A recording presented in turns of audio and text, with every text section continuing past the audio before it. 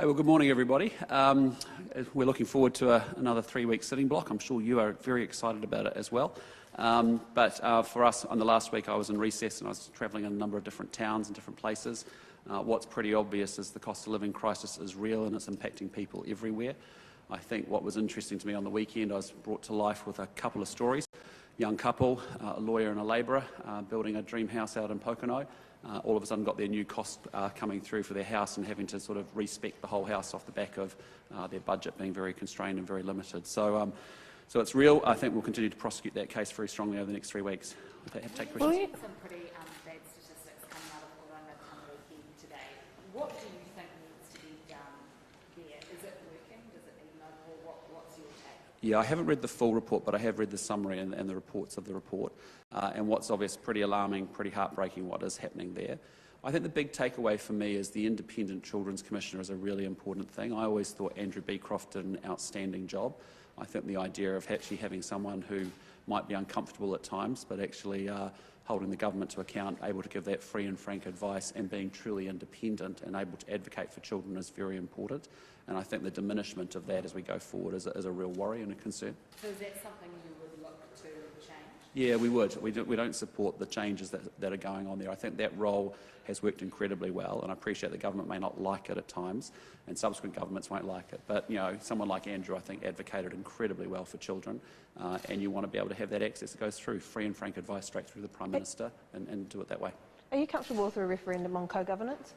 Look, I mean, the bottom line for us is that, you know, co-governance going into the public delivery of public services is something that is quite challenging, I think. The bigger issue for me is, frankly, I think the country's pretty confused as to what we're actually talking about, and I think the Prime Minister and the government actually needs to do what we do always on constitutional matters in this country, which is, you know, you spend your political capital, you make your case, and you take New Zealanders with you. We've done that in the past around treaty negotiations. Subsequent governments, all New Zealanders agree with that. But at the moment, it's very unclear as to what we're actually talking about. Doesn't really answer the question. Would you have a referendum? Would you allow David Seymour his wish and have a referendum on co-governance? Look, I'm not interested in that conversation at this point. What I'm telling you is that... But you're not ruling it out. You could have a referendum on co-governance. I don't think that's very helpful from my point of view. What I fundamentally think is that we've got to get much clearer about what are we actually talking about and have that conversation around co-governance. Is it off the table for you, a referendum on co-governance? I'm not getting into that. I appreciate he's got a view about what he might want to do with his party and referendum. Why don't you just say what you want to do, though? Because, or call David Seymour out for what he's doing, which is stirring up a race debate again. Look, I mean, I have concerns about co-governance as it moves from management of local natural resources into, you know, the delivery of public services. But what I'd say to you is the bigger issue is the government needs to make the case as to what they're doing in the space and where we're going. When you don't take the people with you, when you don't frame up what it's about, as a result, you leave people behind and it drives more division. People want to know what you're going to do as well. Sorry? People want to know what you're going to do as well. Any ex-government would include you, so would you allow a referendum on co-governance? What I'd say to you is I know what we want to, what our views are around co-governance, you know, and that's very clear for us as a party. But you know, the reality for me is on co-governance. It's just about the government has to define what it's actually about. So it's a wide open question. You could go either way on a referendum. No, I'm not. I don't see a need for a referendum at this point. If you ask me that question. So no referendum. Yeah. Off the table.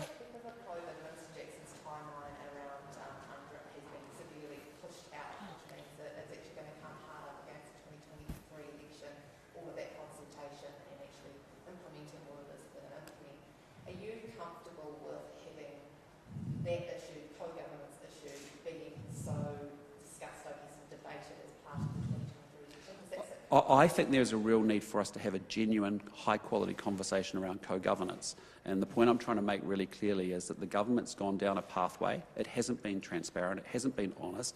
It hasn't gone on and made the case. It hasn't tried to spend its political capital to tell New Zealanders as to where it's going and where we're going in that space. What we've had is a report about some think tank ideas, sort of about where things are going.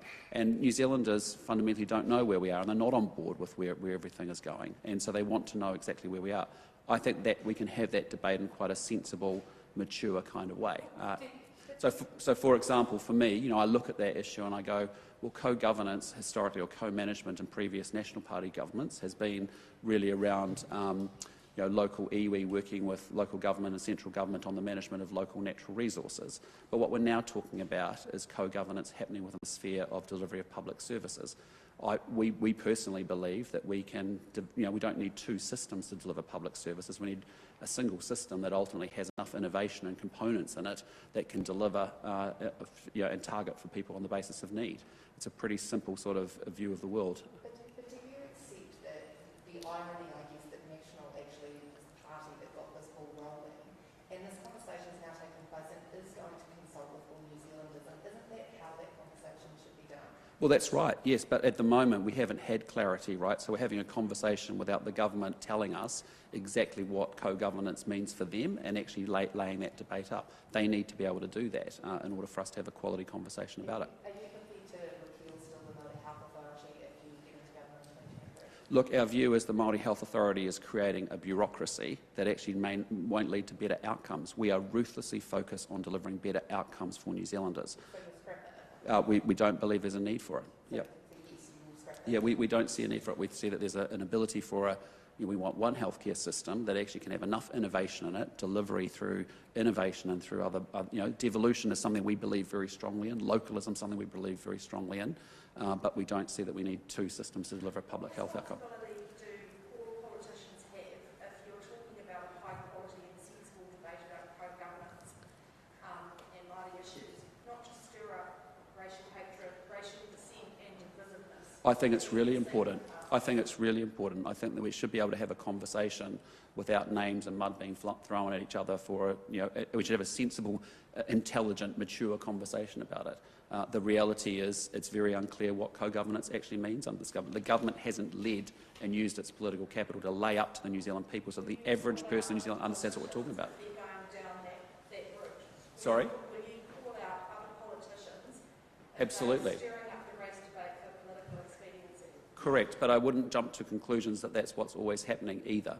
I think we have a responsibility to be able to say, hey, listen, actually there is a genuine conversation, a genuine debate here.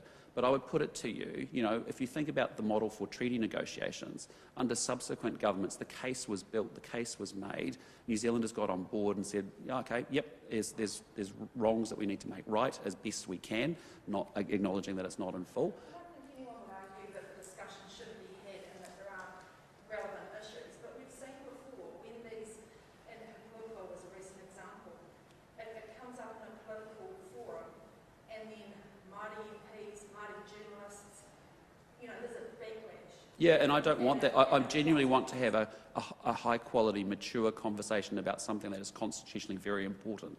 But I don't think on constitutional matters you do yourself any favours by actually just trying to cover over the surfaces and not actually bring the agenda out into the open and have a proper conversation about it. So I'm trying to have an informed, intelligent conversation with you here to say, like co-governance in the past or co-management meant a certain frame. It was bounded by treaty settlements. It was bounded by the management of local natural resources. What we're now seem to be talking about is something different. Well, what are we actually talking about? And government, you actually need to front up and actually come out and tell people what you're actually thinking about there. Because if it is genuinely about co-governance of the delivery of public services, that's something that I feel uncomfortable with. But your would-be coalition partner is talking about unpicking all of the case law around the treaty and having a whole referendum on it. I'm focused on what the National Party thinks. No disrespect, I'm focused on what the National Party thinks. There'll be a time for us to think about coalition partners down the road, but right here, right now, I'm very happy to have that conversation about co-governance, but let's have it in an intelligent way, a mature way, rather than knee-jerking and jumping to sort of stereotypes of someone raising issues as to what that is or what that isn't. Do you not think the way that he is raising it, though... Sorry? Do you not think the way that he is raising it, though, risks race baiting? Well, and will you call that out if you think that's what's happening? If I think that is what's happening, but what I'm saying to you right now is there is very big confusion in the country around what we are actually talking about here. And what I'm saying to you is, from my perspective, looking at it, I can see that we had co-management, co-governance and a definition that was understood, as we did it with treaty settlements, as it was bounded by the management of natural resources. What we now seem to be talking about is something quite different, and that's the conversation the government should come out, be upfront about it, make the case, because it is going to drive division, and that's a government responsibility to come here and actually say exactly what it is and what it isn't, and how it works in practice and why. and then sell that to the New Zealand people, take them on board, take them on that journey. That's how we've done constitutional and big stuff in this country over time. But just going about it and not being upfront about it isn't the way to it either. You've actually got to come out and have the conversation. And to be able to have the conversation in a way where we don't make accusations of each other just because we're raising a conversation doesn't mean that we're racist or race baiting. Were you entirely comfortable with the way that the Demand the Debate campaign was run under Judy Collins, and specifically the fact that that was fundraised by a non-rational treaty of Waitangi issues? Look, all I'm talking about is I'm focused on going forward. And so what I wanted to say is there's a co-governance conversation to have. If you want to have that conversation, let's have it, but let's frame it right.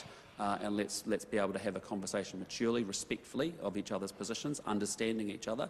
That's the way we should deal with big constitutional issues going forward. So were you okay? Were you okay with the Demand the Debate campaign? I'm focused on going forward.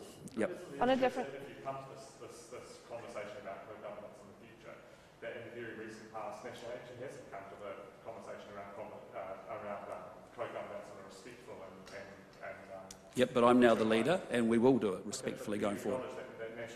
The current National Caucus has not had that conversation in a respectful, mature way in the last year.